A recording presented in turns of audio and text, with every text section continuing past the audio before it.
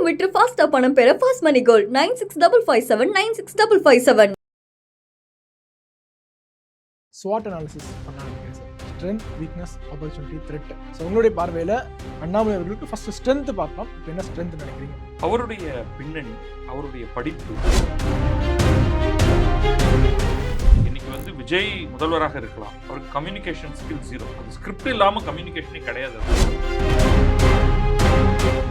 விஜய் நான் தான், விஜய் 234 தொகுதியிலையும் நான் மட்டும்தான் ஒரே பவர் சென்டர் அப்படின்னு சொல்றாரு. அண்ணாமலையால் அப்படி சொல்ல முடியும். ஏன்னா டீசென்டான மனுஷன் எவனும் அதை சொல்ல மாட்டான்.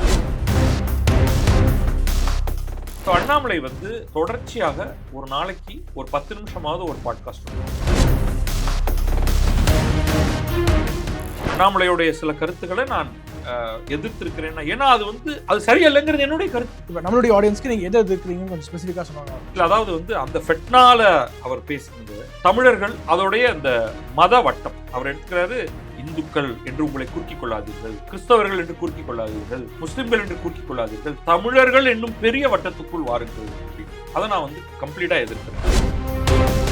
நீங்க ஒரு கான்டென்ட் கிரியேட்டரா உங்களோட reels, podcast and content video shoot பண்றதுக்கு ஒரு ஸ்டுடியோ தேடிட்டு இருக்கீங்களா? உங்களுக்காகவே நம்ம சென்னை வேளச்சேரியில ப்ரொஃபஷனல் கேமராவோட அண்ட் ப்ரொஃபஷனல் கேமராமேனோட ஒரு பாட்காஸ்ட் ஸ்டுடியோ இருக்கு. உங்களுக்கு தேவைப்பட்டா உங்க வீடியோஸை எடிட் பண்ணி கொடுக்குற ஃபெசிலிட்டியும் இருக்கு. இன்னும் உங்க ப்ரொஃபைல் ஹேண்ட்லிங்கும் பண்ணி கொடுப்போம். ஸோ இன்னும் எதுக்காக வெயிட் பண்றீங்க? ஸ்கிரீன்ல தெரியுற இந்த நம்பரை கான்டாக்ட் பண்ணி உடனடியாக உங்களுடைய ஸ்லாட்டை புக் பண்ணுங்க. This is the one stop destination for your content creation journey. பேசு தமிழா பேசு நேயர்களுக்கு வணக்கம். இன்று நம்மோடு அரசியல் விமர்சகர் திரு பத்ரி சேஷாத்ரி அவர்கள் இணைஞ்சிருக்காரு. அவரோடு நடப்பு அரசியல் குறித்து பல்வேறு விஷயங்கள் பற்றி விவாதிக்க போகிறோம். சார் வணக்கம். வணக்கம். ஐ திங்க் நீண்ட நாள் கழிச்சு நம்ம சந்திக்கணும்னு நினைக்கிறேன் சார். பேசு தமிழா பேசல மீண்டும் உங்களை சந்திப்பதில் மிகுந்த மகிழ்ச்சி. திரு அண்ணாமலை அவர்கள் வீத லீடர்ஸ் என்ற தனி இயக்கத்தை தொடங்குறதுக்கு அப்புறமா நீங்கள் நிறையா வீடியோஸ் போட்டிருக்கீங்க. நீங்கள் ஒரு சில கருத்துக்களில் மாறுபட்டு உங்களுடைய கருத்துக்களை சொல்லியிருக்கீங்க. நிறையா சாதகமாகவும் பாதகமாகவும் நிறையா வியூஸ் சொல்லியிருக்கீங்க.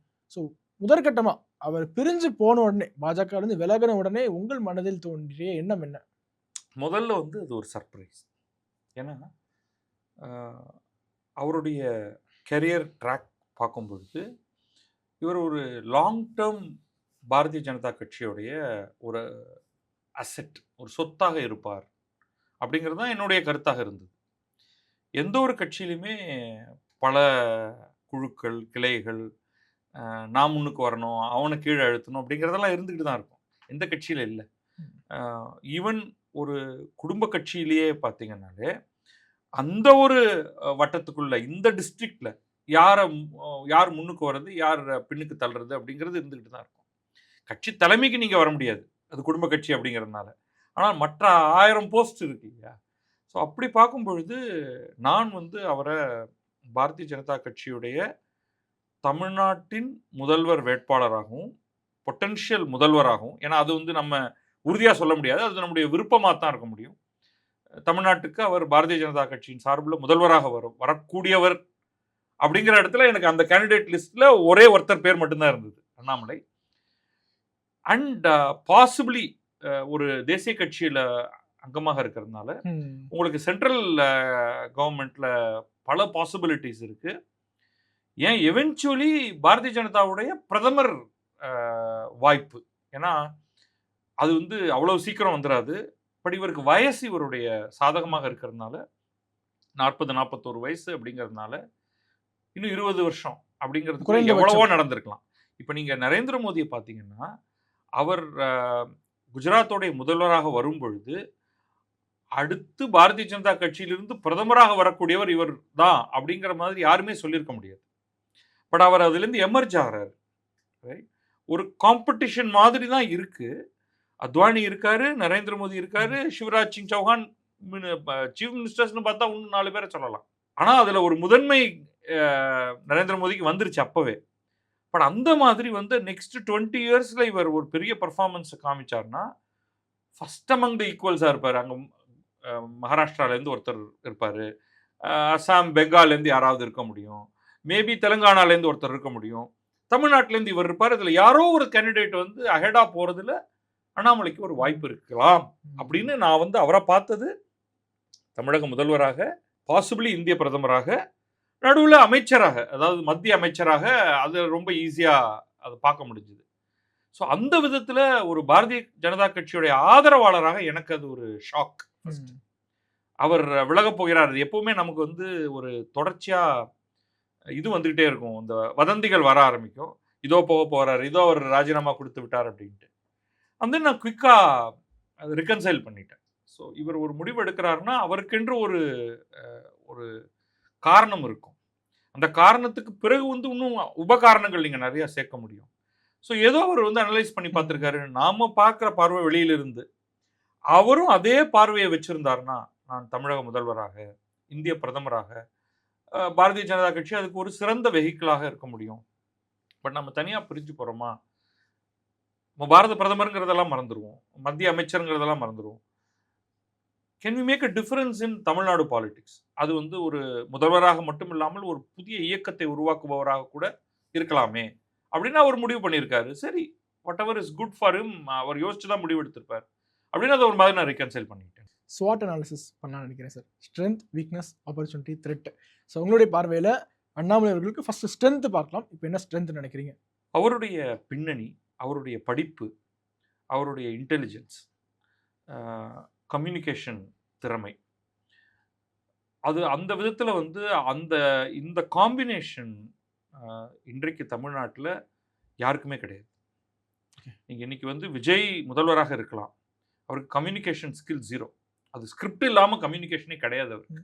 ஆனால் நம்ம பார்க்குறோம் அவர் வந்து ஒரு வார்த்தை சொன்னாலும் அது மாஸ்க் போய் ரீச் ஆகும். அதுக்கு காரணம் வந்து அதோடைய பின்னணி. அவர் சினிமா துறையிலிருந்து வராரு. ஏற்கனவே மக்கள் வந்து அதுக்கு அக்செப்ட் பண்ணிட்டாங்க. நேற்றுக்கு ஒரு வார்த்தை தான் சொன்னார், பணமா ஜனமானா ஜனம் தான் சொன்னோன்னு வைரல்.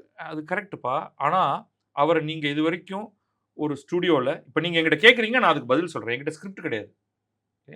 எனக்கு ஒரு நல்ல கம்யூனிகேஷன் திறமை இருக்கிறதாக நான் நினைக்கிறேன். அதனால அது வைரல் ஆகும் அப்படின்னு நான் சொல்லலைன்னா. ஆனால் விஜய்க்கு வந்து நீங்கள் இந்த மாதிரியான ஒரு செட்டிங்கில் யாராவது அவரை பார்த்துருக்காங்களா?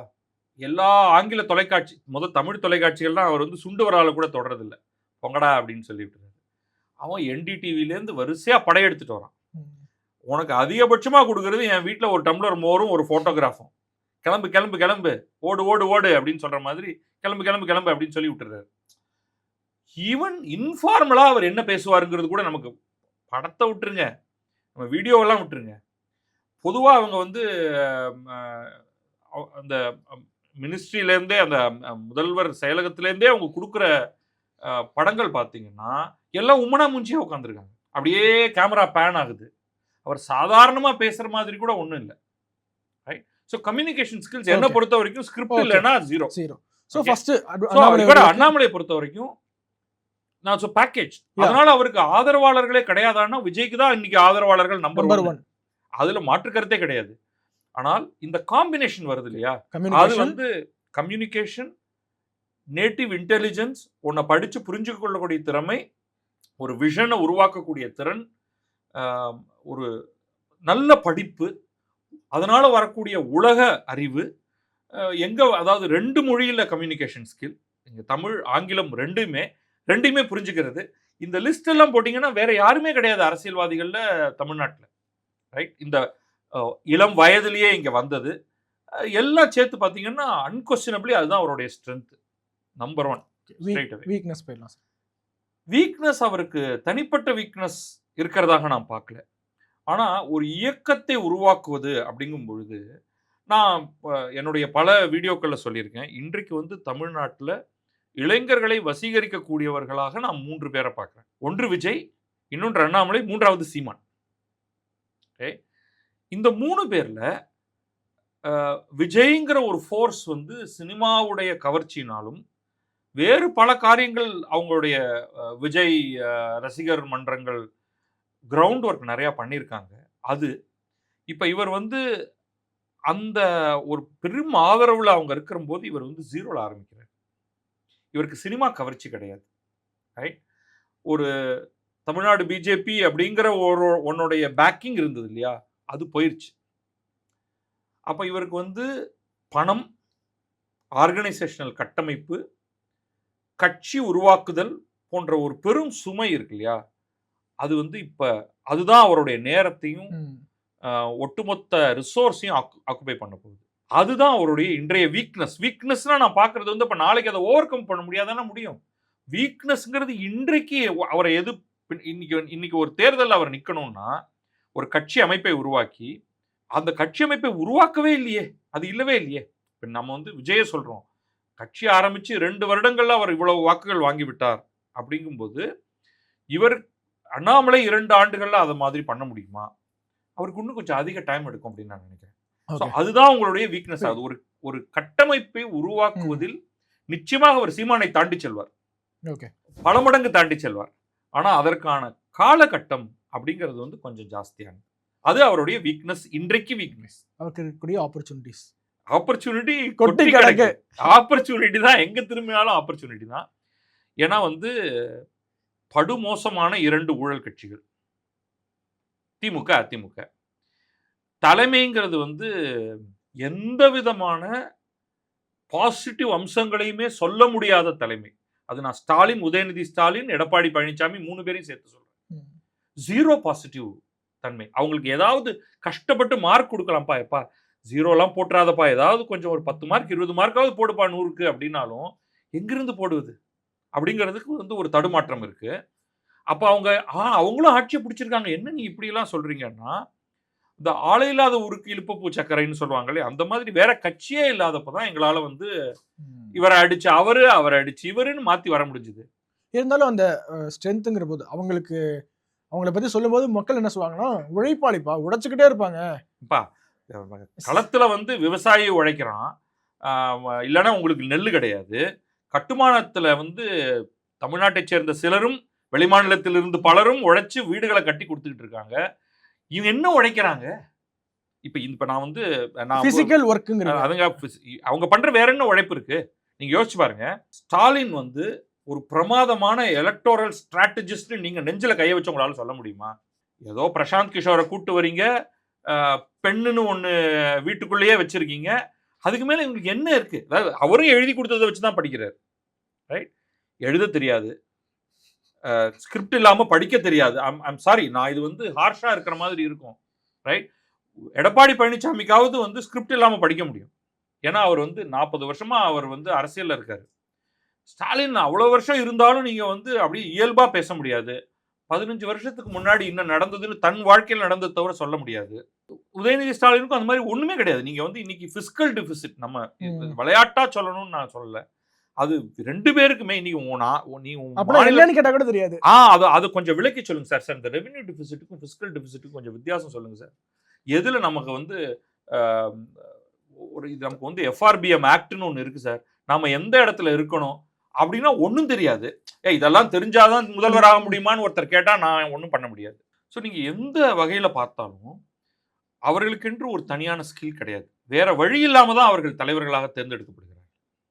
அவங்க இணையாக 4 பேரை ஏன் நம்ம வந்து குடும்ப கட்சின்னு சொல்றோம் அப்படின்னா, நீங்க கருணாநிதி அவர்கள் வரும்பொழுது அவர் 4 பேரை தள்ளிட்டு தாண்டிட்டு வர வேண்டியிருந்துச்சு. எல்லாருமே அதை ஒத்துப்பாங்க.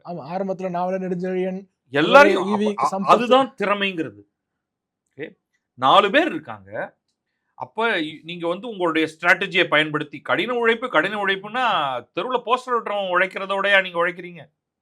அதெல்லாத்தையும் தாண்டி நீங்க வந்ததுக்கு பிறகு உங்க தந்தையார் என்ன பண்ணிடுறாரு, இனிமே என் பையன் எனக்கு அப்புறம், அதுக்கப்புறமா அவர் பையன், அப்படியே போக ஆரம்பிச்சு. அப்ப நீங்க ஸ்கில்லும் இல்ல, ஸ்கில்லை வளர்த்துக்க வேண்டிய அவசியமும் கிடையாது. அதுதான் இப்பொழுதைய நிலைமை. அந்த நிலைமையை தான் வந்து விஜய் உடைக்கிறார். விஜய் உடைச்ச உடனேயே நீங்க வந்து திக்கு தெரியாம போயிட்டீங்களே, அடுத்து என்ன பண்றதுன்னு தெரியாம. சரி, அதனால தானே ஒரு கட்சி அதுல வந்து 3rd பொசிஷன்ல இருக்கிற அதிமுக சிதறிக்கிட்டே இருக்கு. திமுகவால ஓரளவுக்கு ஹோல்ட் பண்ண முடியும், ஏன்னா செகண்ட்ல இருக்கீங்க. இதே ஒரு பை சான்ஸ் ரிசல்ட் மாறி இருக்குன்னு வச்சுங்க, அதிமுக 2வது இடத்துலயும் திமுக 3வது இடத்துலயும் வந்திருந்துச்சுன்னா என்ன நடக்கும்னு நினைக்கிறீங்க? இந்த சிதறல் திமுக நடக்கும். ஆனா அங்க ஓரளவு கட்டுக்கோப்பு இருக்கிற மாதிரி இப்ப ஏன்னா அது செகண்ட்ல இருக்கிறதுனால மீண்டும் ஃபர்ஸ்ட்டுக்கு வர முடியும் அப்படிங்கிற ஒரு தெளிவு இருக்கிறதுனால அவங்க அங்க இருக்காங்க. ரைட்? செகண்டுங்கிறது தேர்டாவும் தேர்ட் செகண்டாவும் ஆயிருந்ததுன்னா சிச்சுவேஷனே வேற மாதிரி இருக்கும். ஸோ இந்த தலைமை பண்பு அப்படிங்கிறதுல அண்ணாமலைக்கு வந்து ஒரு கட்டாயமா அந்த ஆப்பர்ச்சுனிட்டி நீங்க பார்க்கும் பொழுது இன்றைக்கு ஓரளவுக்கு டீசென்ட் கட்டுமானம் அவருக்கு கீழே இருந்தாலே அவர் நேரடியாக அவர் சேலஞ்ச் பண்றது யாரா இருக்குன்னா, எப்படி வந்து விஜய் ஸ்டாலினை மட்டும்தான் சேலஞ்ச் பண்ணார். ரைட் த்ரூ த எலெக்ஷன் கேம்பெயின்ல அவரும் ஒரு ஸ்ட்ராட்டஜிஸ்ட்டை வச்சுட்டு தான் அவர் இயங்குறாரு.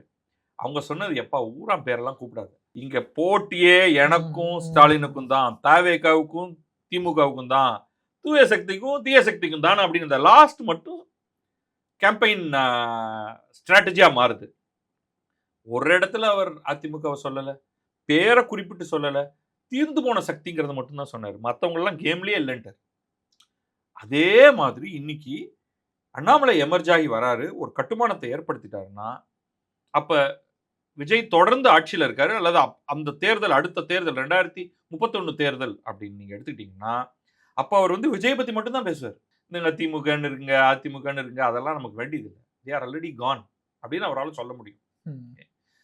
அதே அளவுக்கு அவரால் வந்து இரண்டாவதாக வர முடியும், முதலாவதாகவும் வருமா, இரண்டாவதா முதலாவதா அப்படிங்கறது அங்க வேக்கம் இருக்கா அண்ணாமலைக்கான ஸ்பேஸ் வேக்கம்? அப்சல்யூட்லி. இந்த வேக்கம் தான் விஜய் தான் அந்த வேக்கம் காமிக்கிறார். அதுக்கு முன்னாடியே இருந்தது. இப்ப கருணாநிதி, ஜெயலலிதா முதல்ல இறக்குறாங்க, அதுக்கப்புறமா கருணாநிதி இறந்து போறாரு. அப்பவே வேக்கம் இருக்கு அப்படிங்கிறது சொல்லியாச்சு. ரஜினி சொல்லிட்டு அந்த வெற்றிடம் இருக்குன்ட்டு. ஆனா அந்த வெற்றிடத்தை எடுத்துக்கொண்டு போராடக்கூடியது என்னும் அந்த திறன் விஜய் ஃப்ரீ பேர்டா இருந்ததுனால அவரால் பண்ண முடிஞ்சது. அண்ணாமலையால அது வந்து அதுதான் அவருக்கு ஒரு பெரிய ஒரு கேஜ்ட் பேர்டா இருந்ததுனால, அவங்க டெல்லி மேலிடம் வந்து ஏற்கனவே முடிவு பண்ணதுனால, நீங்க வந்து நம்ம வந்து அதிமுகவுக்கு சும்மா ஒரு ஓரத்துல தவில் அடிக்கிறதா நம்மளுடைய வேலை, மெயின் கச்சேரி நம்மளோடது கிடையாது, நம்ம பக்கவாத்தியம் தான் அப்படிங்கிற முடிவை எடுத்ததுனால அவரால் ஒன்றும் பண்ண முடியல. அப்புறம் அவரையுமே நகர்த்தி விட்டுட்டு வேற ஆளை கொண்டு வந்துட்டு இப்போ அவர் என்ன பண்ணியிருப்பாரு? ஸோ இதுதான். ஆனா விஜய் வந்து சென்ஸ் த ஆப்பர்ச்சுனிட்டி. இப்போ நம்மளெல்லாம் விட விஜயும் விஜயை பேக் பண்ணவங்களும் அந்த ஆப்பர்ச்சுனிட்டியை பார்த்தாங்க. என்னால பார்க்க முடியல. எனக்கு வெற்றிடம் இருக்கிறது தெரிஞ்சது. இவ்வளவு பெரிய வெற்றிடம். ஆனா அந்த வெற்றிடத்தை விஜய் பிடிக்க முடியுங்கிறது எனக்கு தெரியல. விஜயும் வந்து நான் ஒரு சாதாரணமான மற்றவர்களை போல நான் இடம் போட்டுட்டேன். ஆனா அவருக்கு வந்து ஒரு கிரவுண்ட் ஸ்வெல், ஒரு ஆதரவு, வெளியில ரொம்ப பெரிய அளவுக்கு தெரியாத ஆதரவு. இது என்னன்னா அவருக்கு 40% ஆதரவுனா நம்ம எல்லாருமே உணர்ந்திருப்போம். இது இந்த 30க்கு கொஞ்சம் மேல வந்த ஆதரவு அப்படிங்கும் பொழுது அதை வந்து சென்ஸ் பண்றது கொஞ்சம் கஷ்டமா இருந்தது. ஏன்னா மற்றவங்களுக்கும் கிட்டத்தட்ட ஒரு 20, 25 அப்படிங்கிற மாதிரியான ஒரு ஆதரவு இருக்கும் பொழுது அது பார்க்க முடியல. ஓவர்வெல்மிங் ஸ்வீப் அப்படிங்கிறது இல்லை. அவர் ஜஸ்ட் அபவுட் ஃபெல் பிலோ. கட்டுமானம் சுமாரா இருந்தது, ஒரு கட்டமைப்பே கிடையாது, ஆனாலும் நான் ஜீரோ கட்டமைப்பு டீசெண்டா இருந்தது. எங்கேயாவது அதாவது இந்த ரசிகர் மன்றம் போஸ்டர் ஓட்ட முடிஞ்சது, பல இடங்கள்ல ஹோர்டிங்ஸ் போட்டிருந்தாங்க. சரி, அதெல்லாம் ஏதோ துண்டு பேப்பரை அடிச்சு கொடுக்க முடிஞ்சது, அவங்களால ஏதோ பண்ண முடிஞ்சது. ஸோ அந்த ஆப்பர்ச்சுனிட்டி இன்னைக்கு வந்து கிளியரா தமிழ்நாட்டில் செகண்டா ஃபர்ஸ்டா அப்படிங்கிற இடத்துக்கான ஆப்பர்ச்சுனிட்டி அண்ணாமலைக்கு கட்டாயமா இருக்கு. ஸோ த்ரெட், பெரிய த்ரெட்டுங்கிறத நீங்க பார்க்கணும். த்ரெட் வந்து இதை அவரால் திறம்பட செய்ய முடியுமா? டிஸ்ட்ராக்ஷன் இல்லாமல். விஜய் வந்து வரும்பொழுது என்னன்னா 2 வருஷம் தான், அதையே அவரால் வந்து அந்த எனர்ஜியை கொண்டு வர முடியல. அவருடைய கேம்பெயினிங் ஸ்ட்ராட்டஜி பார்த்தீங்கன்னா அவர் தெருவா போகல. அவருக்கு ஒரு நெகட்டிவ் இருக்கு. அவர் எங்கே போனாலும் மாப் பண்ணிடுவாங்க. அவரால் பஸ்ஸில் போக முடியாது, ட்ரெயினில் போக முடியாது, பொது விமானத்தில் போக முடியாது, நடந்து போக முடியாது. முன்னையும் முடியாது, இப்பவும் முடியாது. ஸோ தனி விமானத்தில் point A to point B, அதுக்கப்புறம் ரோடெல்லாம் கிளியர் பண்ணிட்டு தான் அவர் வந்து ஒரு வண்டியில் போகணும். இன்னைக்கும் ரைட், ஹியூஜ் ப்ராப்ளம். ஓகே, அது ஒரு ஆறா ஒன்று கிரியேட் பண்ணும். பட் அவரால் வந்து இயல்பாக ஒரு 10 பேரோட உட்காந்து பேச முடியாது. இன்னைக்கு ஒரு பாட்டிமா வீட்டுக்குள்ள நுழைஞ்சு, பாட்டிமா உங்களுடைய குறை என்ன, என்ன உங்களுடைய பிரச்சனை அப்படின்னு அவரால் பேச முடியாது. ரொம்ப கேர்ஃபுல்லாக தேர்ந்தெடுத்து ஒரு 10 பேரை பனையூருக்கு கூட்டிகிட்டு போயோ அல்லது கோட்டைக்கு கூட்டிகிட்டு போயோ தான் இன்னைக்கு பேச முடியும். அந்த அட்வான்டேஜ் வந்து அண்ணாமலைக்கு இருக்கு. பக்கத்து வீட்டு பையன் மாதிரி எங்கே வேணாலும் நுழைஞ்சு யார்கிட்ட வேணாலும் பேச முடியும். அவரையும் மாப் பண்ணுவாங்க. ஆனால் ஒரு சினிமாக்காரனுக்கு இருக்கக்கூடிய மாப், அவர்கிட்டையும் செல்ஃபி எடுக்கிறாங்க. ஆனால் அவரோட உட்காந்து பேசுறதுக்கும் அவங்க வந்து தயாராக இருக்காங்க. மேலே விழுந்து பாஞ்சு கடிக்க மாட்டாங்க. அது சினிமாக்காரர்களுக்கே உரிய அன்பார்ச்சுனேட்.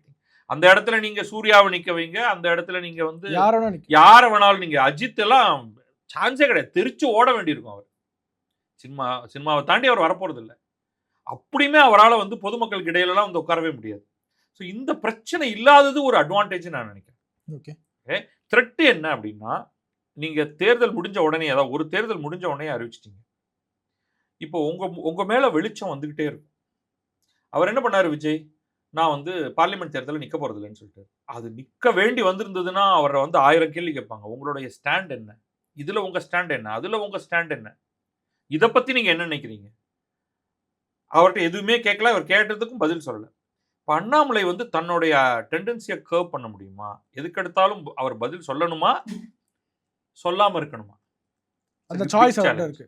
ஆமா. ஆனா அதுலயும் சேலஞ்ச் இருக்கு. சொல்ல மாட்டேங்கிறாரு அப்படிங்கிறதும் பெரிய விஷயமாகும் ஒண்ணு. அடுத்தது வந்து விஜய் நான் தான் விஜய். 234 தொகுதியிலையும் நான் தான். நான் மட்டும்தான் ஒரே பவர் சென்டர் அப்படின்னு சொல்றாரு. அண்ணாமலையால் அப்படி சொல்ல முடியாது. ஏன்னா டீசென்டான மனுஷன் எவனும் அதை சொல்ல மாட்டான். ஆனா மக்கள் அதை விரும்புறாங்க. இல்ல அது அப்படி விரும்பினாங்கன்னா மக்கள் தப்பு. அண்ணாமலையோடைய எண்ணம் வந்து எம்பவர்மெண்ட்னு பேசுறாரு. எம்பவர்மெண்ட்னு பேசும்பொழுது 234 அது சர்வாதிகாரி தான் அப்படி பேசுவான்.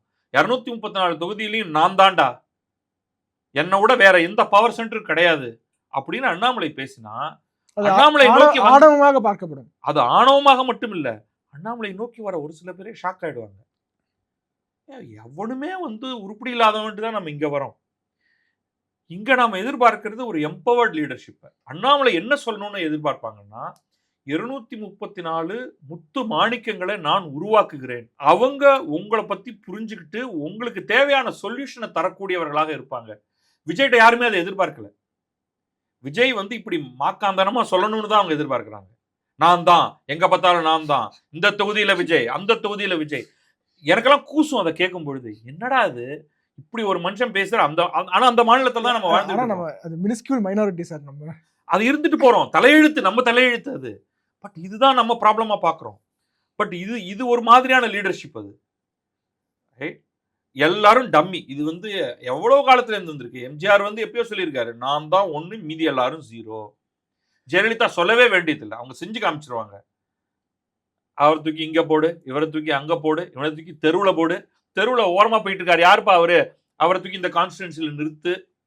ஸோ பை ஷியர் அவங்களுடைய செயல்பாடுகள் மூலமாவே நான் மட்டும்தான், நான் மட்டும்தான், மீதி எல்லாரும் ஜீரோ. அண்ணாமலை அப்படி சொல்ல முடியுமா? முடியாது. ஏன்னா அவரு டீசென்டான ஆளா இருக்கிறதுனால. பிரச்சனை எங்கேருந்து ஆகுதுன்னா, நானும் அப்படிதான், நான் சர்வாதிகாரி அப்படிங்கிறது அவருடைய தன்மைக்கு இழுக்கு. தட் இஸ் அ ப்ராப்ளம் ஒரு விதத்துல. அப்ப நீங்க வந்து என்ன பண்ணணும்னா, இவர் யார வேணாலும் நிறுத்தி ஒன்னும் தெரியாதவங்க பேசவே தெரியறது இல்லை. இப்ப நீங்க பேசவே இல்ல. தமிழக வெற்றி கழகத்துல இருக்கிற யாருக்குமே பேச தெரியல. அதுல ஒரே ஒரு நன்மை என்னன்னா, எந்த பொதுக்கூட்டத்திலையும் போட்டு ரம்பம் போடுறது இல்ல. இன்னொன்னு வாய் விட்டு மாட்டிக்கிறது இல்ல. அதான் வந்துட்டு 2 வார்த்தை சொல்லிட்டு இவர்களே நன்றி தகார்னு இறங்கி ஓடிடுறாங்க. இதுல வெளிக்கட்சியில இருந்து வந்தவங்க இருக்காங்க இல்லையா, அதிமுகல இருந்து சமீப காலங்கள்ல வந்து சேர்ந்தவங்க, அவங்கதான் வந்து நீட்டி முழக்கி எதையாவது பேசி பிரச்சனையில மாட்டிக்கிறாங்க. ஒரிஜினல் தாவேக ஆட்கள்லாம் ரத்தினங்கள். அவங்க ஒண்ணுமே பேச மாட்டாங்க. அது வந்து அவங்களுடைய பொதுச் செயலர் ஆனந்த்ல இருந்து ஆரம்பிச்சு அது இன்னொன்னு பேச தெரிஞ்ச ஒரே ஆளை வந்து காம்பியராவே ஆகிட்டாங்க. ராஜ்மோகன் அமைச்சரா இல்ல நிகழ்ச்சி நடத்துனரா அப்படின்னு. நிகழ்ச்சி நடத்துறதுக்கு 1000 பேர் கிடைக்கிறாங்க. இல்ல மேபி பிரச்சனை வர வேணாங்கிறதுனால அவர்கிட்ட கொடுத்துடலாமா? இது வந்து தொழில்முறை பேச்சாளர்கள் இருக்காங்க. ரைட், இவர் அப்படி இருந்தவர். அது ரைட்டு. இன்னைக்கு நீ அமைச்சர் ஆகிட்டீங்க. இன்னைக்கும் நீங்க வந்து அதே தொழில்முறை பேச்சாளர் வேலையே பண்ணிட்டு இருக்கீங்க. ஸோ அது ஒரு காமெடி, அதை விட்டுருவோம்.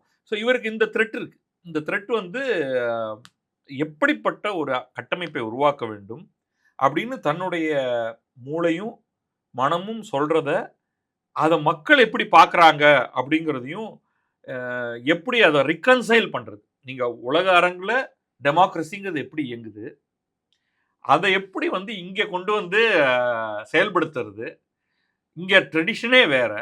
எல்லாரும் வந்து காது கூசும் அளவுக்கு கண்ணுக்கு முன்னாடி இருக்கிறவரை புகழ்வாங்க. அது வந்து எகெயின்ஸ்ட் ஆல் டெமோக்ராட்டிக் நார்ம்ஸ். இந்திரனே சந்திரனே இவர் வந்த உடனே தான். அதுவும் வந்து நமக்கு ஒரு பட்டிமன்ற கவியரங்க ஒரு பின்னணி இருக்கு இல்லையா. விஜய் அவர்கள் முதல்வர் நாற்காலில் உட்கார்ந்ததற்கு பிறகுதான் சூரியனே சுடர் விட்டு பிரகாசிக்க தொடங்கினான். அப்படின்னு வைரமுத்து பாணியில அப்படியே வந்து பேசுறது, அது மாதிரிலாம் இன்னும் என்னத்தெல்லாம் பார்க்க போறோமோ. இப்ப நீங்க அப்படி வந்து அண்ணாமலையை உட்கார வச்சுட்டு யாராவது கவியரங்கம் பாடினா அவருக்கே அப்பா தம்பி என்னை விட்டு நான் எழுந்து போறேன் அப்படின்னு சொல்லிடுவார் இல்லையா. அவரால எப்படி தமிழ்நாட்டுடைய அபத்த டெமோக்ரஸிக்குள்ள இயங்குறது அப்படிங்கிற இதெல்லாம் இதை ரெக்கன்சைல் பண்ணி ஆகணும். இது எப்படி நீங்க இதையும் எப்படி தொடர்பு படுத்துவீங்க, எதை எப்படி கண்ட்ரோல் பண்ண போறீங்க, எப்படி நீங்க ஒரு இயக்கத்தை உருவாக்க போறீங்க, எப்படி அந்த இயக்கத்துல இருக்கிறவங்களை எம்பவர் பண்ண போறீங்க, எப்படி அன்டிசைரபிள் எலிமெண்ட்ஸ் உள்ள வரும்போது அதை எடுத்து தள்ளிவிட போறீங்க. இப்ப இவருக்கு வந்து ஒரு ஆஸ்பெஸ்டா ஷீல்ட மக்களே கொடுத்துட்டாங்க விஜய்க்கு. முழு ஊழல்வாதிகள், இந்த விஜயபாஸ்கர் அந்த விஜயபாஸ்கர் அப்படியே ஆரம்பிச்சு ஒரு லிஸ்ட் எல்லாம் வரிசையா வராங்க. அவங்க பேர்ல கேஸ் ஓடிட்டு இருக்கு. ஆனா அதை பத்தி அவர்கிட்ட யாரும் கேட்கவும் முடியாது, கேட்டாலும் அவர் பதில் சொல்லவும் முடியாது, ஆக்சஸே கிடையாது. கட்சியில வேற யார்ட்டையும் கேட்டாலும் யாரும் அதை பத்தி கவலைப்பட போறது கிடையாது. மக்களும் கவலைப்படல. இது மாதிரி நம்ம வந்து இவர்கிட்ட வந்து உங்க ரஃபேல் வாட்ச்ல இருந்து ஆரம்பிப்பாங்க. அவர் அதுக்கு பில்லு கொடுக்கணும், எல்லாம் பேசணும். அப்புறம் இவ்வளவு கோடி ஏக்கர் நீங்க வந்து கோயம்புத்தூரே நீங்க உங்க கையில வச்சிருக்கீங்களாமே அப்படின்னு கேட்பாங்க. அதுக்கு அவர் பதில் சொல்லணும். ரைட். சோ அதான் ஒரு லாப்சைடட் ஸ்டாண்டர்ட். ரீசன்ட் டைம்ஸ்ல அவர் பத்திரிகையை சந்திக்காம இருக்கிறது உங்களை பொறுத்த வரைக்கும் நல்லதா இல்ல சந்திக்கணும்னு நினைக்கிறீங்களா? இல்ல, அவர் வந்து சந்திக்கணும்னு நான் சொல்லல. ஆனா பேசிக்கிட்டே இருக்கணும். சில விஷயங்களை லைம் லைட் இருந்துகிட்டே இருக்கணும்ங்கறீங்க. இல்ல, லைம் லைட் நான் பார்க்க மாட்டேன். ஏன்னா அவர் பேசினாலே எனிவே அது லைம் லைட் ஓரளவுக்கு வரும். ஸோ அவர் ஒரு பாட்காஸ்ட் ஒன்று ஆரம்பிச்சார் இல்லையா அண்ணாமலை. நீங்க யாரை கேட்குறீங்க, விஜயா இல்ல அண்ணாமலை தான். அண்ணாமலை. ஸோ அண்ணாமலை வந்து தொடர்ச்சியாக ஒரு நாளைக்கு ஒரு 10 நிமிஷமாவது ஒரு பாட்காஸ்ட் ஒன்று பண்ணணும். ஓகே. அவர் மனசுல இருக்கிறத ஃப்ரீயா பேசணும். அரசியல் பத்தி, அரசியல் தாண்டிய சில விஷயங்களை பத்தி சுருக்கமா நறுக்குன்னு ஒரு ஒரு ஆர்டர்டு ஒரு ஸ்ட்ரக்சர்ல ஒரு விஷயத்தை பத்தி பேசினா போதும். ஏன்னா அது வந்து I would go even further. நான் என்ன சொல்லுவேன்னா அவர் ஒரு நியூஸ் லெட்டர் பண்ணணும் எழுத்துல. ஏன்னா நம்ம ஆளுங்க எழுதுறதை நிறுத்திட்டாங்க. எழுத்து திறமை ஃபுல்லா போயிருச்சு. இன்றைய நம்முடைய அரசியல்வாதிகளுக்கு கடைசியா எழுதினவர் கலைஞர் தாங்கிற லெவலுக்கு போய் முடிஞ்சிருச்சு. இவங்க யாருக்கும் எழுத தெரியல. எழுதுறத படிக்கிறவங்க குறைவுனாலும் அதுதான் ஆவணமாகுது. இன்னைக்கும் நான் என்ன பண்றேன்னா இவங்க எல்லாம் பேசுறாங்க இல்லையா, பேசி முடிச்ச உடனே அதோடைய டிரான்ஸ்கிரிப்ட் எடுத்துட்டு தான் நான் வந்து சில சமயங்கள் பேசுறத கேட்டு அதை வந்து நான் ஒரு வீடியோ பண்ணும்பொழுது பண்ணுவேன். ஆனா கேட்கறது வந்து காதல் இவ்வளவுதான் போகும். நான் வந்து முழுக்க பேச்சு முடிஞ்சதுக்கு பிறகு தேங்க்ஸ் டு இன்னைக்கு இருக்கக்கூடிய ஏஐ டூல்ஸ்ல அப்படியே டிரான்ஸ்கிரிப்ட் எடுத்து வெர்பாட்டிம் டிரான்ஸ்கிரிப்ட் எடுத்து அதை படிப்பேன். படிச்சு அடிக்கோடிட்டு படிக்கும் பொழுதுதான் என்னால வந்து ரொம்ப பொறுமை சார் உங்களுக்கு. இல்ல வேற வழி இல்லை. அதாவது வந்து விஜயோடைய நேற்றைய பேச்சை நான் முழுமையாக நான் வந்து அதை டிரான்ஸ்கிரிப்ட்ல தான் படித்தேன். அண்ணாமலையோடைய ஃபெட்னா பேச்சுன்னா அதை முழுமையாக, அது 40 பக்கம் வருதா, நான் கொஞ்சம் பெரிய எழுத்துல கண்ணாடி போடணும், அதை முழுமையாக நான் பிரிண்ட் அவுட் எடுத்து வச்சுட்டு தான் நான் வந்து ஒர்க் பண்றேன். இப்போ எழுத்தை படிக்கும் பொழுதுதான் என்னால் அதை பத்தி யோசிக்க முடியுது. ஸோ நியூஸ் லெட்டர் போடணும், நியூஸ் லெட்டர் அவர் பண்ணணும்.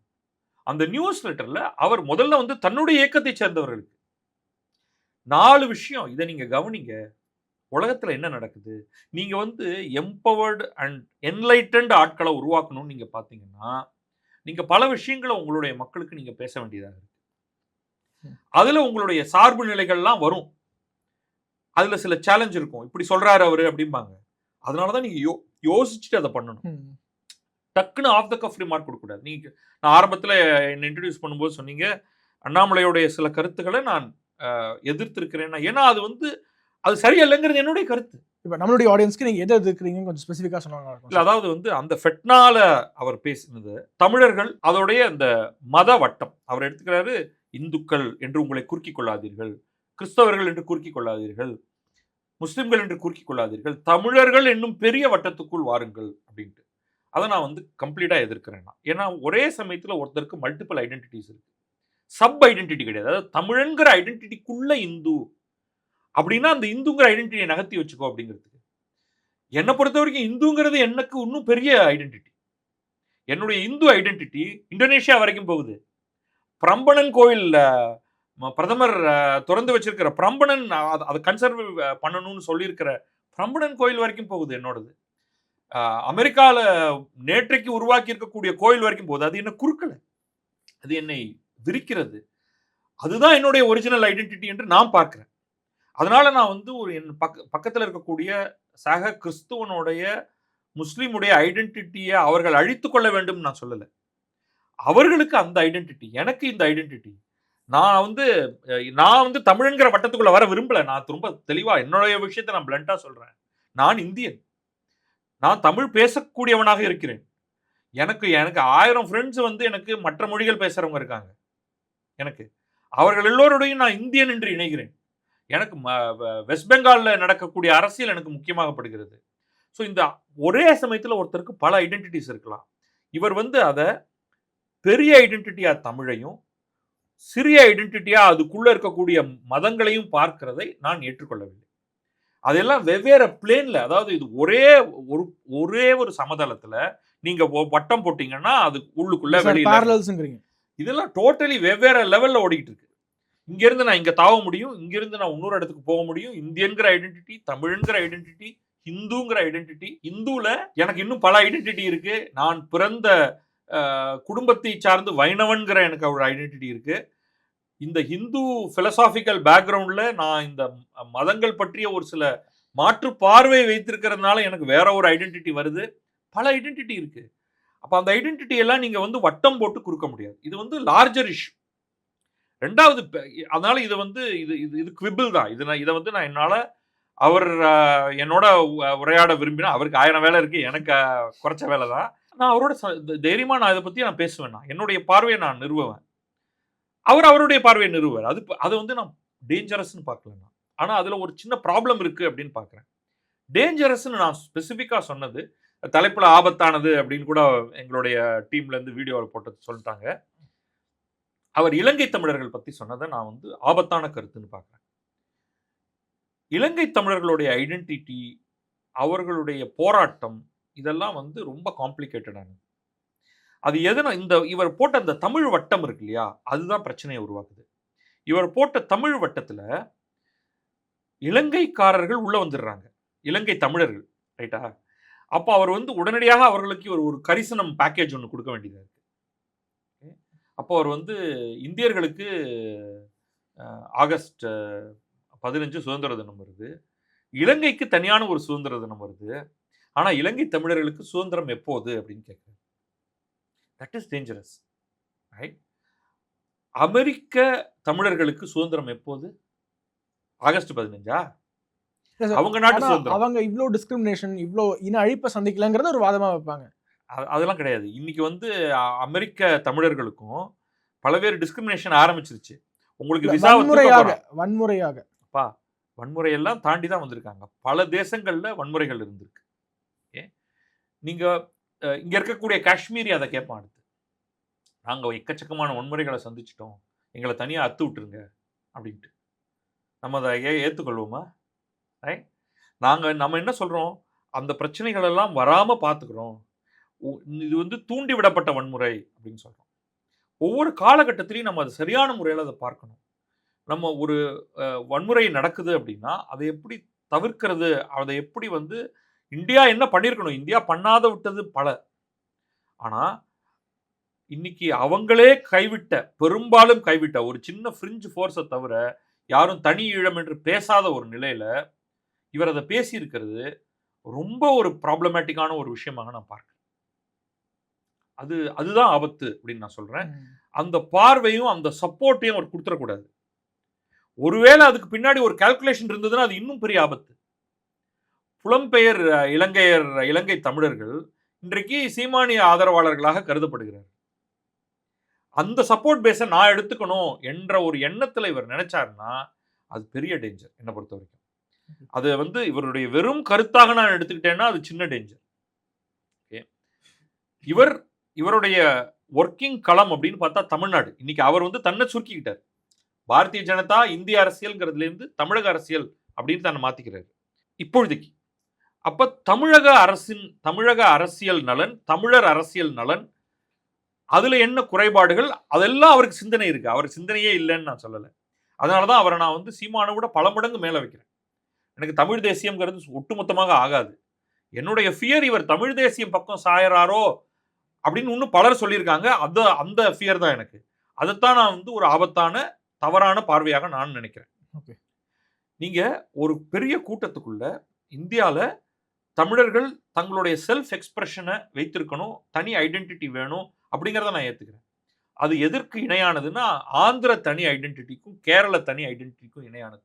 ஆனால் தமிழ்நாட்டை ஆண்டு கொண்டிருந்த திமுக பிரைமரிலி தமிழை எல்லாத்துக்கும் மேலான ஒரு ஐடென்டிட்டியாக பார்த்தாங்க. எங்களை மற்றவங்க மாதிரிலாம் எடுத்துக்காதீங்க, எங்களுக்கு என்று தனியான ஒரு ரொம்ப ஸ்பெஷலான ஒன்று இருக்கு. மற்றவங்கெல்லாம் ஒரு ஒட்டுமொத்த இந்திய பிராந்தியத்தில் அவங்க ஒரு மொழி மட்டும்தான் அவங்களுக்கு, மற்றபடி எதுக்கெடுத்தாலும் அவங்க சமஸ்கிருதத்துக்கு போயிட்டு இருக்காங்க, நாங்கள் தனி அப்படின்னு. இந்த தமிழ் தேசியர்கள் இதை இன்னும் பெரிய அளவுக்கு எடுத்துட்டு போய் இந்த சமீபத்திய முருகன் சச்சரவில் கூட நாம் தமிழர் தரப்பிலிருந்து அல்லது அந்த கருத்துக்களை வைத்திருக்கக்கூடிய தமிழ் தேசியவாதிகளிடமிருந்து தமிழ் மற்ற மொழிகள் போல அல்லாமல் தமிழர்களுக்கென்று தனியான மெய்யியல் இருக்கிறது, தனியான எக்ஸ் இருக்கிறது, தனியான ஒய் இருக்கிறதுன்னு ஒரு பெரிய லிஸ்ட் கொடுக்குறாங்க. எல்லாருக்கும் அதெல்லாம் இருக்கு. தமிழ் மட்டும் தனி அப்படின்னு பார்க்கக்கூடிய ஒரு பார்வை இருக்கு இல்லையா, அது தவறு. இங்க இந்தியாவில் இருக்கக்கூடிய பலவேறு மொழி பேசக்கூடியவர்களுக்கு என்று ஒரு தனியான ஒரு வரலாறு ஒன்று இருக்கு. அந்த வரலாறு 1st செஞ்சுரி பிசியிலையோ 3rd செஞ்சுரி பிசியில் தொடங்குதா அல்லது 7th செஞ்சுரி சியில் தொடங்குதாங்கிறது முக்கியம் இல்லை. வங்காள மொழி அப்படிங்கிற மொழி ஒரு கட்டத்தில் உருவாகி இன்னைக்கு அதற்கென்று ஒரு தனி ஐடென்டிட்டி இருக்கு இல்லையா, அது போதும். அதுல பழமை அப்படிங்கிறதெல்லாம் ஒன்றும் ஸ்பெஷலாக நமக்கு கொடுத்துறாது. ஒவ்வொரு மொழியும் அவரவர்களை பொறுத்த மட்டில் உயர்வானது. ஆனால் தமிழ்நாட்டில் இருக்கக்கூடிய ஒரு குழு மட்டும் அது வேற மாதிரி பார்க்குறாங்க. திமுக அப்படித்தான் பார்க்கிறது. அதனால தான் அதில் ஒரு பிரிவினைவாதம் ஒரு இழையோடுது.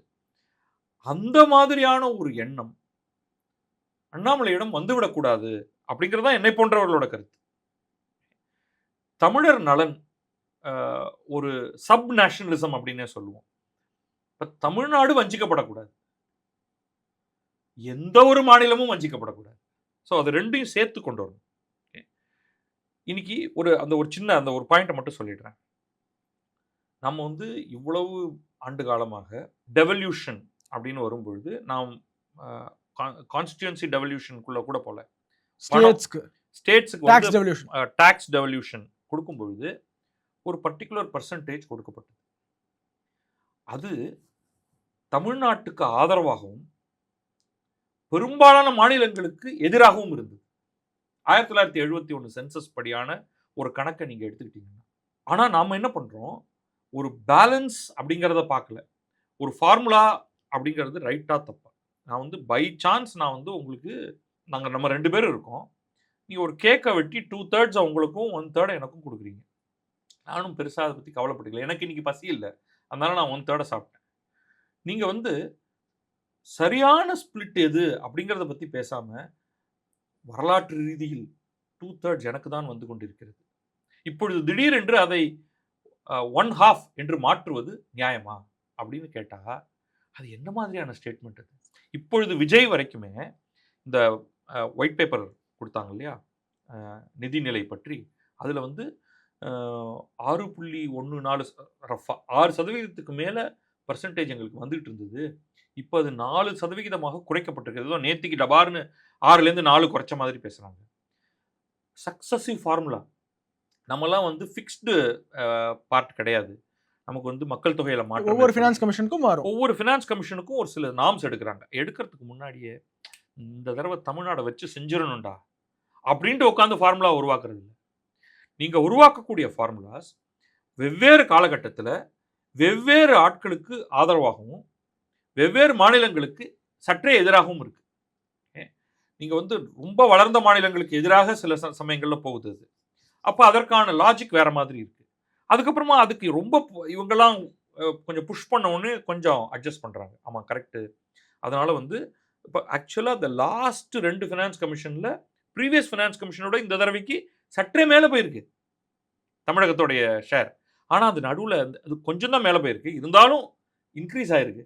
இவங்க விட்டுட்டு நான் ஹையஸ்ட் பாயிண்ட் எனக்கு ஒரு நாள் கிடைச்சது இல்லையா, அதை கூட இன்னைக்கு அப்படின்னா அது மற்றவர்களிடமிருந்து எடுத்து தான் தர முடியும். அந்த ஃபேர்னஸ்ங்கிறது வேற, எனக்கு கொடு அப்படிங்கிறது வேற. அந்த மாதிரியான திங்கிங் தான் இப்பொழுதைக்கு தமிழ்நாட்டில் இருக்கு. அந்த மாதிரி ஆயிடக்கூடாது அப்படிங்கிறது தான் என்னுடைய கருத்து. ஒட்டுமொத்தமாக பாரு, ஒட்டுமொத்த டெவலப்மெண்ட்டை பாரு. இதில் இன்னும் நிறையா போனோம்னா வேறு டிரெக்ஷனில் போயிடுவோம். ஸோ இதெல்லாம் வந்து டுவர்ட்ஸ் இந்த எக்ஸ்ட்ரீம் தமிழ் தேசியம் போகக்கூடாது என்பது உங்களோட கன்சர்ன். ஆமாம், அதாவது இந்திய தேசியம் அப்படிங்கிறத மனசில் வச்சோம்னா ஃபேர் பாயிண்ட்ஸுக்கு மட்டும் தமிழ்நாட்டு நலன், நான் தமிழ் தேசியம்ங்கிற வார்த்தையே நான் கொஞ்சம் அவாய்ட் பண்ண விரும்புவேன். தமிழர் நலன் அப்படிங்கிறத விட்டு கொடுத்துடக்கூடாது. ஆனால் உங்களை பொறுத்தவரைக்கும் எது தமிழர் நலன்ங்கிறத டிஃபைன் பண்ண நல்லா இருக்கும் சார். எனக்கு வந்து இந்த எந்த ஒரு ஃபார்முலா இருந்தாலும் தமிழ்நாடு வஞ்சிக்கப்படுதல்னு ஒரு பாயிண்ட் இருக்கு இல்லையா, அது மாதிரி நம்ம வந்து சிலதை சொல்ல முடியும். ஓகே, நான் இன்னைக்கு பெரிய விஷயமாக நான் சொல்கிறது வந்து உங்களுக்கு ரொம்ப ஆச்சரியமாக இருக்கலாம். இல்லை, அதான் என்னுடைய பாயிண்ட் வந்து நாம் பெரிய அளவுக்கு வஞ்சிக்கப்படுறது நம்முடைய ஏர்போர்ட்டில் அப்படின்னு நான் சொல்லுவேன். பரந்தூர்லையா?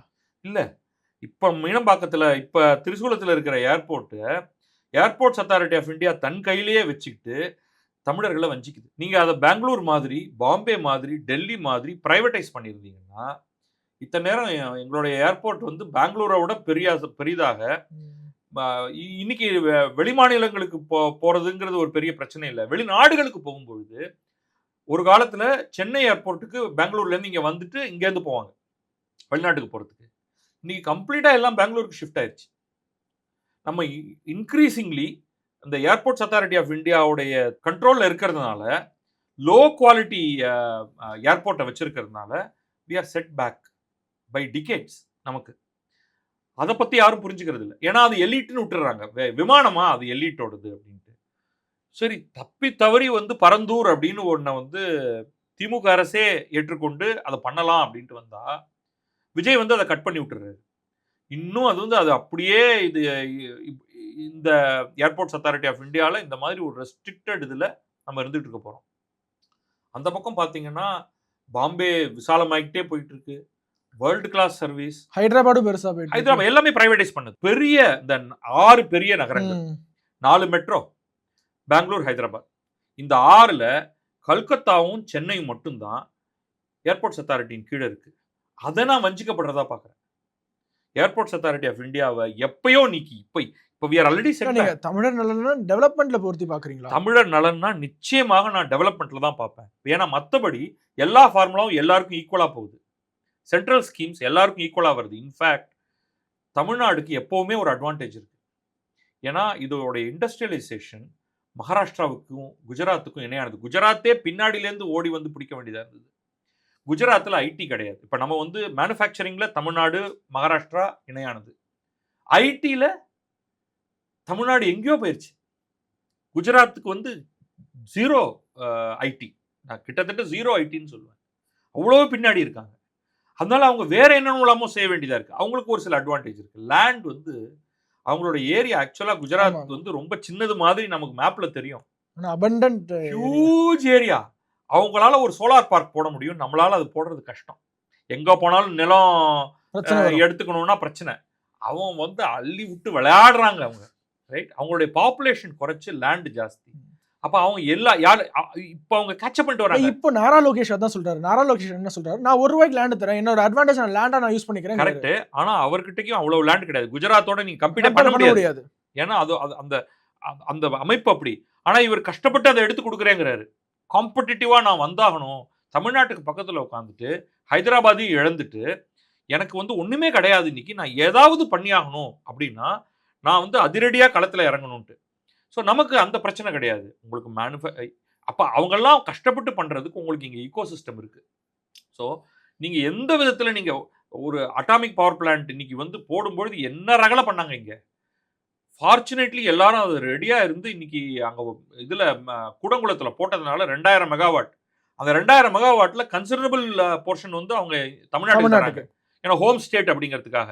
இல்லைன்னா நம்ம வந்து இன்னைக்கு பற்றாக்குறை தடவிட்டு இருப்போம்.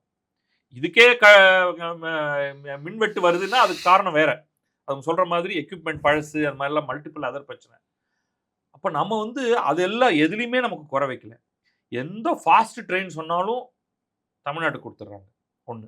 ஏன்னா Chennai at the end of the day வந்து ரொம்ப முக்கியமானது. ஆனால் நம்ம வந்து கேட்கலாம், நாங்கள் இன்னும் வேகமாக வளரணுங்க.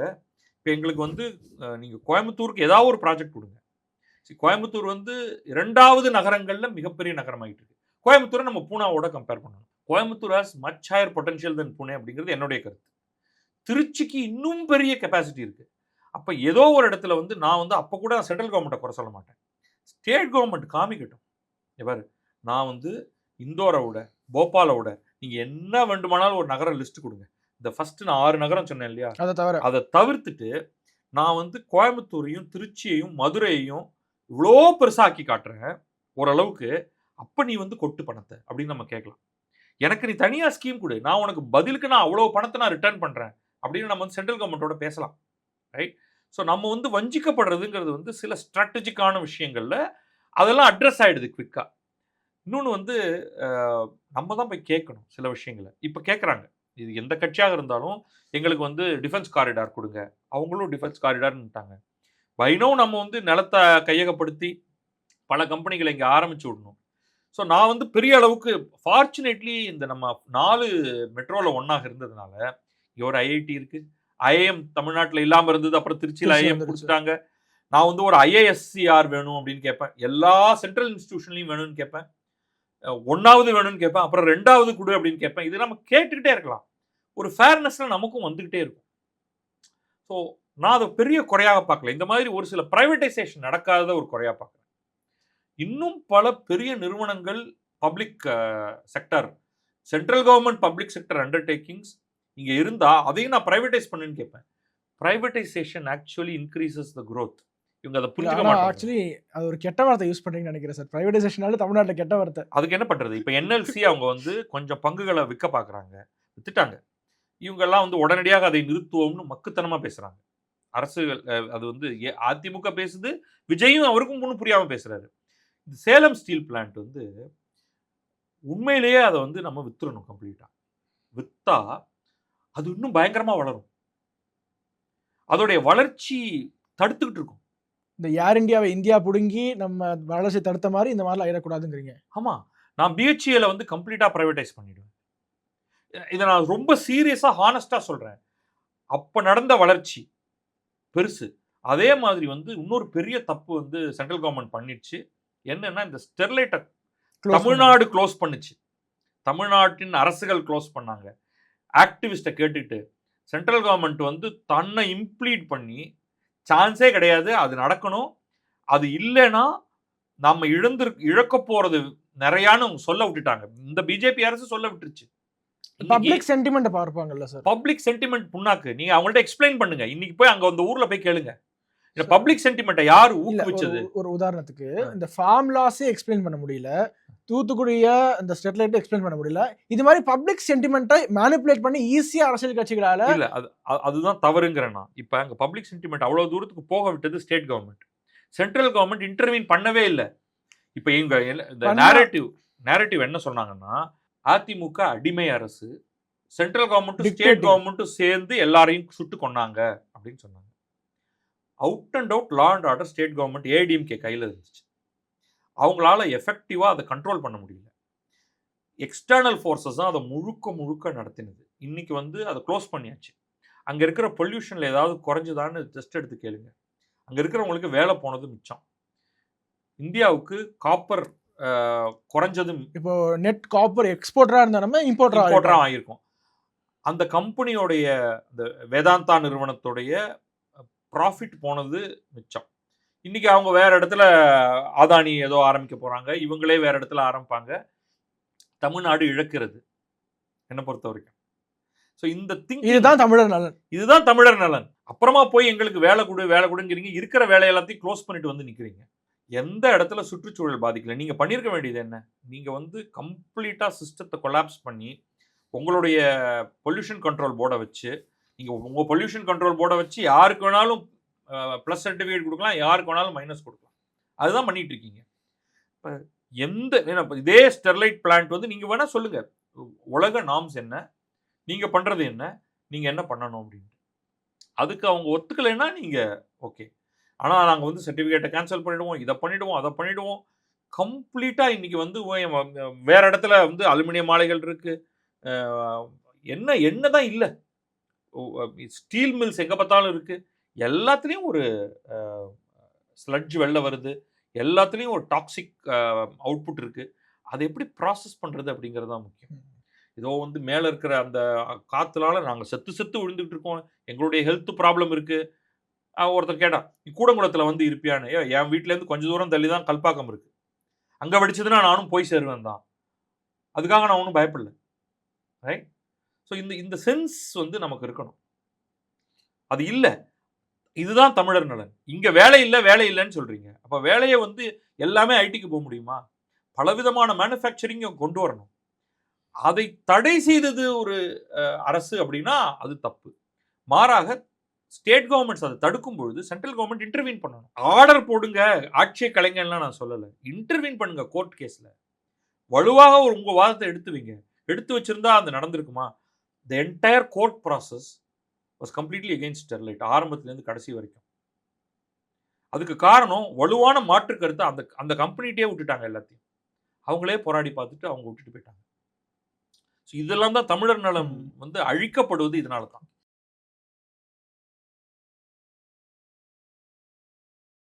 உலக தமிழ் சொந்தங்களுக்கு வணக்கம். நான் ராஜவேல் நாகராஜன். பேசு தமிழா பேசு வலையொலியுடைய வளர்ச்சிக்கு நீங்களும் உறுதுணையாக இருக்கணும்னு நினச்சிங்கன்னா இந்த வீடியோடைய டிஸ்கிரிப்ஷனில் இருக்கக்கூடிய ரேசர் பே லிங்கை கிளிக் பண்ணுங்கள்.